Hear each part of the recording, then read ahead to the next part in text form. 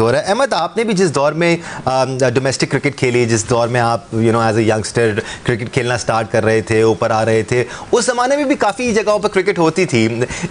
ये जो दूसरे वेन्यू से चले, मैं छोटे का नाम निकाल देता हूँ, बहुत बड़ा शहर है फैसलाबाद सनती एतबार से एटलीस्ट, बट छोटे स्टेशन पर हो रही होती थी क्रिकेट, और यहाँ के लोगों की मोहब्बत अलग होती थी, इनकी इन्वॉल्वमेंट अलग होती है, एक फैनाटिज्म नज़र आती है दीगर शहरों में। अगर हम कराची, लाहौर, पिंडी से हट के बात करें तो बिल्कुल ठीक कह रहे हैं।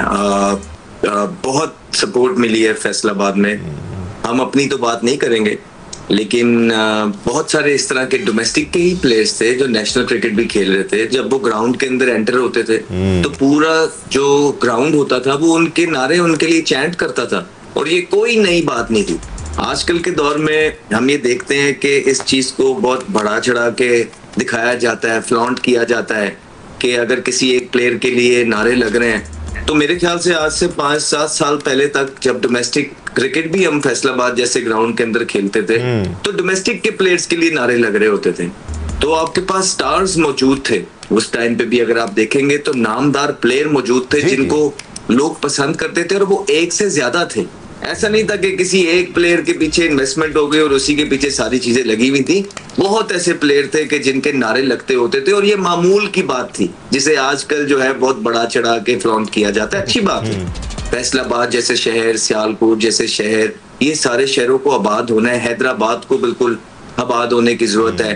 क्वेटा को, बलूचिस्तान को आबाद करने की जरूरत है। वहाँ के स्टेडियम को जो है ना बहुत ज्यादा जरूरत है। गुजरावाला, अहमद, जिन्ना स्टेडियम, जी, तो जब जिस तरह क्वेटा ग्लैडिएटर्स के पास 9-10 साल से टीम है, तो चाहिए था उनको अभी तक के वहां पे काम किया जाता, बिकॉज उनका नाम उन्होंने लिया है, 10 साल जो है उसके फ्रेंचाइज चला रहे हैं ना। उन्होंने एज सच कोई प्लेयर डेवलपमेंट प्रोग्राम वहां पे चलाए जिसके थ्रू हमें प्लेयर्स डेवलप होते हुए नजर आए, बल्कि ना ही कोई इस तरह का ग्राउंड। जी ठीक है, पीसीबी का काम है, इसमें कोई दो राय नहीं है, लेकिन फ्रेंचाइज जब आती है तो वो पीसीबी का साथ देने ही आती है। फ्रेंचाइज को भी एक अपना, जहां से वो खेल रहे होते हैं, जिनका नाम यूज कर रहे होते हैं, उनके लिए कुछ उनकी चीजें बनती हैं जो करनी है, जो कि अनफॉर्चुनेटली हमें क्वेटा ग्लैडिएटर्स के मालिकान की तरफ से अभी तक नजर नहीं आया। होपफुली फ्यूचर के अंदर जरूर सेंस प्रिवेल करे और वहां तक क्रिकेट पहुंचे। Right, let's get back to Pakistan squad and playing 11। Rashid Latif साहब, मैंने आगाज़ में ये कहा था कि ज़्यादा तब्दीली नज़र नहीं आ रही, ज़्यादा फ़र्क नज़र नहीं आ रहा है T20 स्क्वाड में और ODI स्क्वाड में।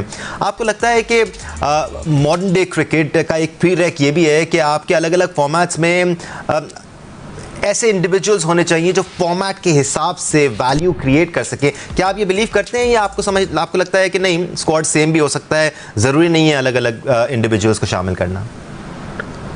T20 और वनडे में मोस्टली टीम का एक ही होता है, दो एक प्लेयर प्लेइंग 11 में चेंज हो जाते हैं, और एक अच्छा बैट्समैन चाहिए होता है। जैसे जो रूट खेलते हैं इंग्लैंड से, उन्होंने T20 भी खेला, स्मिथ खेला करते थे। जी जी। तो एक लंबी इनिंग खेले, 50 ओवर बहुत ज्यादा हो गए। जब से T20 आई है ना, हल्के हल्के 50 ओवर बहुत ज्यादा हो गए। हम भी थक जाते हैं देखते देखते। पहले हम टेस्ट क्रिकेट देखते थे, फिर वनडे बड़ा एक्साइटिंग होता है, अभी भी होता है, ऐसा नहीं है। मॉडर्न डे का वर्ड जो लगा रहे हैं ना हमारे साथ, वो शायद नामुनासिब है। मॉडर्न डे में बहुत सारी चीजें हो जाती है।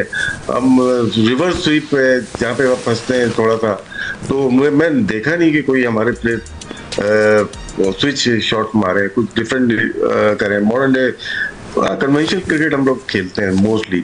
हाँ, टांग रख के मार देना मिड विकेट पे छक्के और फिर आउट हो जाना, मॉडर्न डे क्रिकेट नहीं खेला। प्लेइंग 11 कल हमने डिस्कस की थी। मैं ये देख रहा था कि हुसैन तलत नंबर 6 पे, लेकिन चिक्कू भाई ने सही कहा, 3 मैचेस खेले हैं हसन नवाज जो इस नंबर पे खेल रहे थे वेस्ट इंडीज और दूसरी जगहों पे। तो ये बनती है हमारी, ये प्लेइंग 11 हमारी वैसे ही है, और ज्यादा बेहतर ये फील करते हैं वनडे में। T20 में इनके पास टाइम कम होता है, क्योंकि इनके पास स्ट्रोक्स कम है। जिसके पास शॉट्स कम होते हैं उनको दिक्कत होती है T20 में। जिनके पास शॉट्स कम है और रुक सकते हैं, वनडे को एंजॉय करते हैं।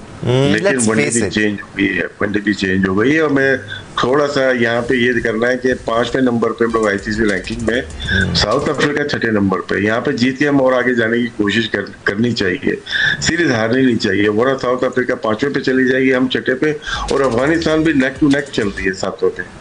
That's absolutely spot on Rashid भाई, क्योंकि ऐसा बज़ाहिर लगता है कि आपके जो मौजूदा प्लेयर्स हैं जो निकल के पाकिस्तान टीम में आए हैं वो ज़्यादा प्रेफर करते हैं ओडीआई क्रिकेट खेलना और ज़्यादा सेटल नज़र आते हैं ओडीआई क्रिकेट में। थोड़ी लंबी क्रिकेट, मतलब बहुत ज़्यादा लंबी तो नहीं, टेस्ट में नहीं, लेकिन ओडीआई फॉर्मेट को खेलना ज़्यादा प्रेफर करते हुए नज़र आते हैं। सिकू भाई की नज़र में क्या फ़र्क होना चाहिए, नहीं होना चाहिए ओडीआई और T20 स्क्वाड में? क्या कुछ नए नाम आने चाहिए, नहीं आने चाहिए? क्या नए प्लेयर्स और होने चाहिए थे? हज़ीबुल्लाह और फैसल अकरम तो हैं, लेकिन क्या और नए नाम होने चाहिए थे